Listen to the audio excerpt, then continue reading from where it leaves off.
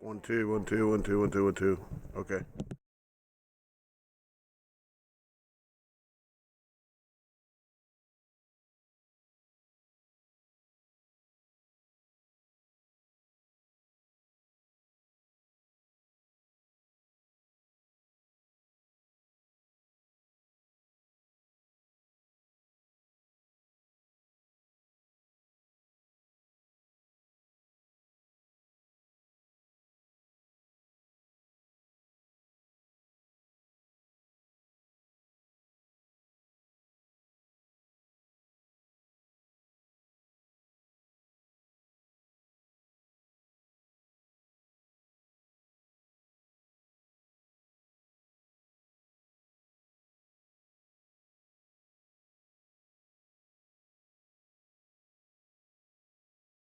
Before we start, I just want to welcome all of you for coming here today. I know that as the day goes on, we'll have more relatives joining us.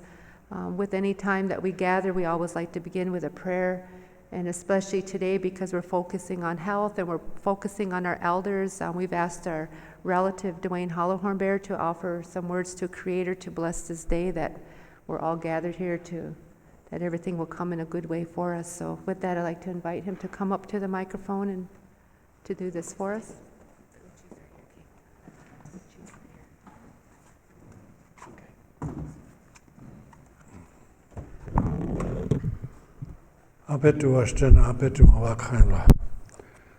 Good morning. I've been in this human form going on 67 years, and all of the teachings of health and how to take care of ourselves that our ancestors had utilized for their existence on this earth, we get from our Mother Earth. I've been teaching here for 25 years in the history and culture and social system and languages. Some of the things that we talk about this week, being Unchimaka week, I've asked my students when they go out of that teepee building over here and they look towards the lake, what do they see? The response to some of the students was the trash, the grass, the water. I said, you didn't see that relative standing out there that just returned and is giving you the signs and saying, I'm back. You didn't see that relative, and the students are looking at me wondering, who is he talking about? The plum bushes, they've blossomed, and they're saying, we are back. We have become disconnected with our Mother Earth, who gives us everything in creation to survive in our health. It's sad because today, when we say traditional soup and wojapi, we go down to the local grocery store and we get one of those big cans of blueberries and we make a pot of wojapi. Where's the traditional in that? Long ago, the plums, the choke cherries, the June berries, the buffalo berries, all of these was our sweetness in earth. Everything that we received, the medicinal plants, everyday common uses. And that's the little announcement I'd like to include right now is a week from today, next Wednesday at 2 p.m., we have a Lakota medicine man from the Pine Ridge who's going to come over and do a presentation on everyday medicinal herbs and plants that we can utilize for our everyday health. There's going to be CDs and booklets that he'll be giving away, and also that night a ceremony for health and well-being that will be taking place 1 week from now. So you're in 1 week ahead preparation for this. So we welcome you and invite you to come join us next Wednesday at 2 p.m. It'll be in the amphitheater in our building and a ceremony that night. Takashula Uchimaka Abetua Hunupa oyateki. Wichozani. Apetikele iwongla kapikteko. Nasula naha chante unkichupiki. I etaha taku hinapcheki. Hena echa. Trankaka. Wakhayaja. Oyateki. Tuktogana unzani pikta. Iwongla kapiki lena. Chawashtela lena iwongla kapi. Unchi. Tatie topa. Wahutka. Perjutaki. Nie. Neukichuchopo ampetikele. Wachioniapi. Watonshna eonktushapi. Unchi. Niecha taku. Unipiki uyakupa. O ena ektushukayapi. Chapetikele. Leche taki wongla kapiki. Trankaka. Ena echa. Taku kiksuyapi. Tuktoganakdeki. Chawashtele iwongla kapiki. Oyateki zanipikta. Hoyo nichichapalo. No kichuchumpo. Ikchewi chashe heon chapi. Makake lela kana koyakpi. Wichozani. Zania iushkia yokpia. Unkoya puchimpalo.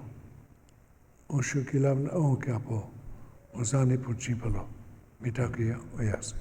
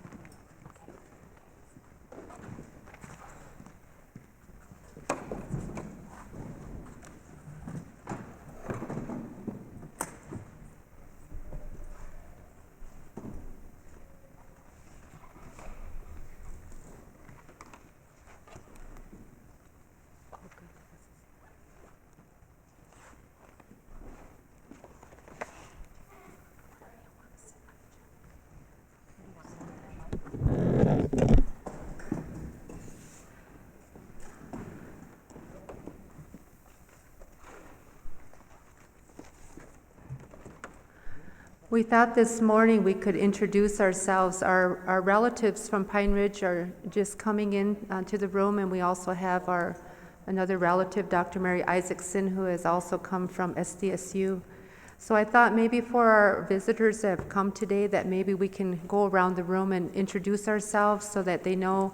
Just say your name and your program. If you're representing your community, just say your name and your community just so they know that who's all here. Present.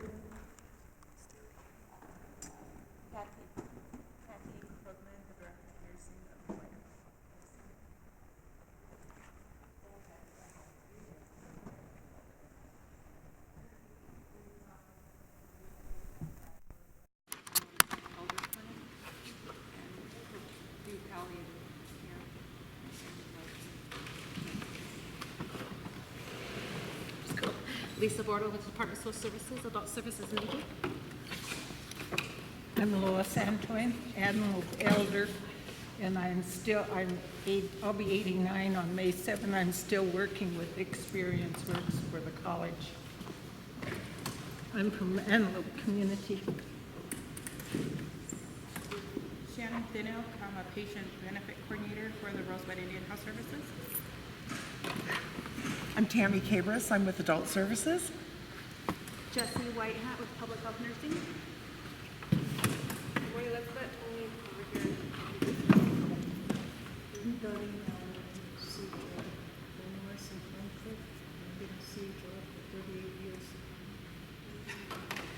So good morning, everybody. Thank you for coming. I'm CBS Mills. I'm the health director for the Rosebud Tribe. Good morning. I'm Simone Bordeaux. I am also with RST Tribal Health Administration as the research coordinator. And I'm Denise Munster. I'm the life coach at SGU with the Allied Health Program.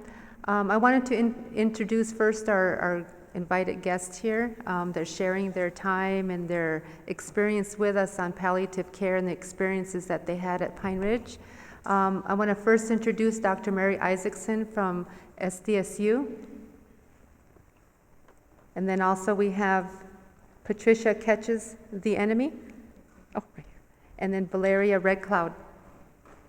And so I'm going to turn the microphone over first to Dr. Mary Isaacson, and she can explain. Today is an informational session. There's going to be discussion, and she's also going to share what she would like to see the outcomes of today, so we can all prepare ourselves for the discussion part of it.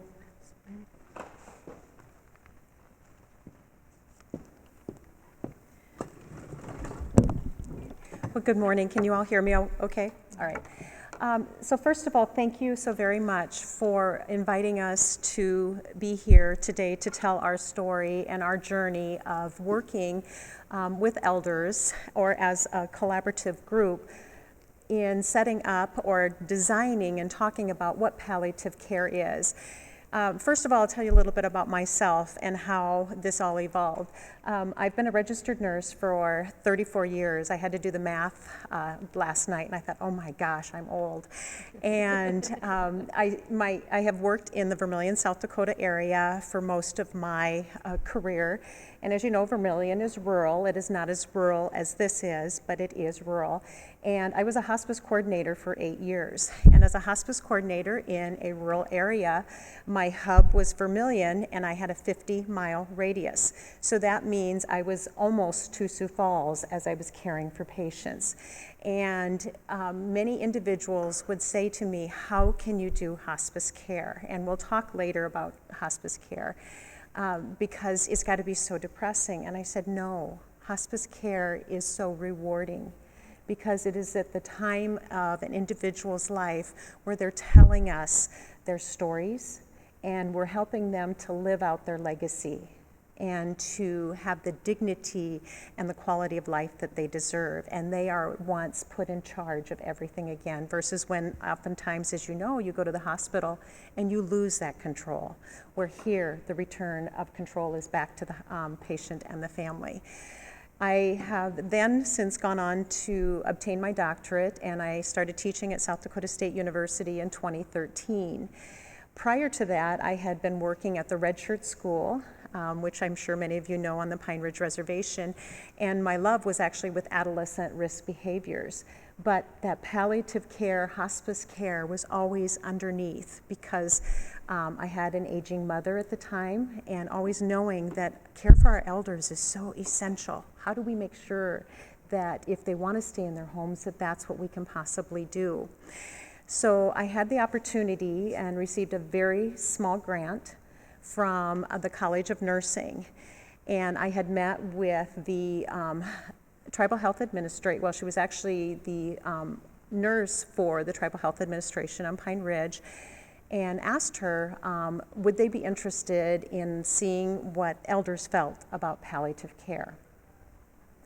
And completely on board with it. Yes, we need to do something. But back that up a little bit. The one thing that you guys have noticed probably about me is that I'm non-native, and I come from a westernized medicine perspective. So for me, it was really about educating myself about what the needs are, and also understanding the perspective of the individuals. If we were to offer palliative care, number one, is it acceptable? Is it culturally relevant? And is it something that they would desire and wish? So the nurse at the time, who was also then became the Tribal Health Administrator, orchestrated focus groups. And since I did not have really any connections with elders at that point, because most of my work had been with youth, she set up the elders, and we met at the tribal health offices in Pine Ridge. And from May through August of 2014, we gathered together about once a month, actually met 5 times, and talked about, first of all, what is palliative care? What is palliative care? And was it a concept that was well understood? No. And so for you, palliative care, the true definition of that is care of symptoms, meaning recognizing physical pain, social pain, emotional pain, and spiritual pain. It's a very holistic view of the person and their care. Understanding that If we suffer, sometimes it's not about the physical problem. It could be something emotional or spiritual that's going on. But palliative care can be started, and best works at the time of a chronic illness diagnosis. And a chronic illness is diabetes. Many of us also think of cancer, renal disease, and people can be seeking curative, aggressive therapy during that. And palliative care can be long-term or short-term, depending on what the needs are.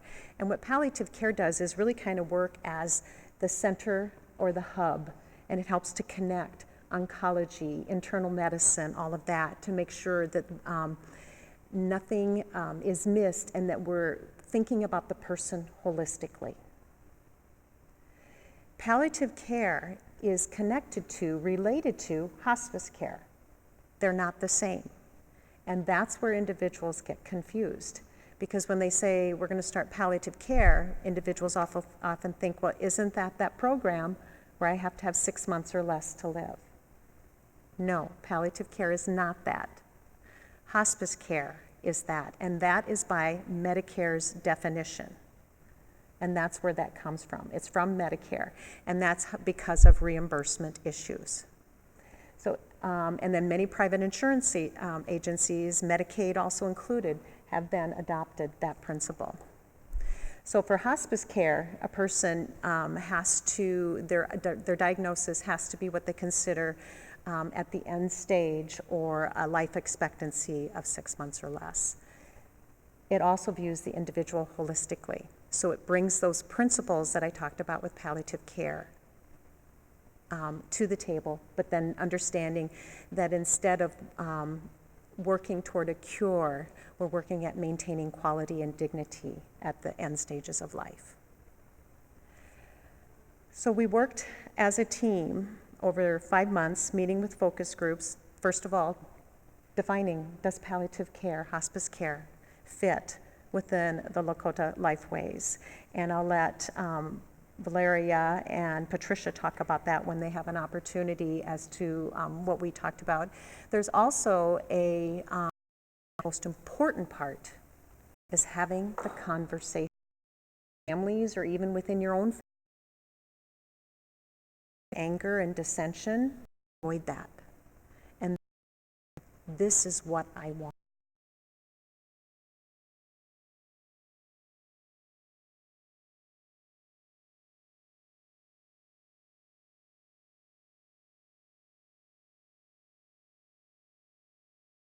What palliative care meant and the difference and how important it is to make and living well.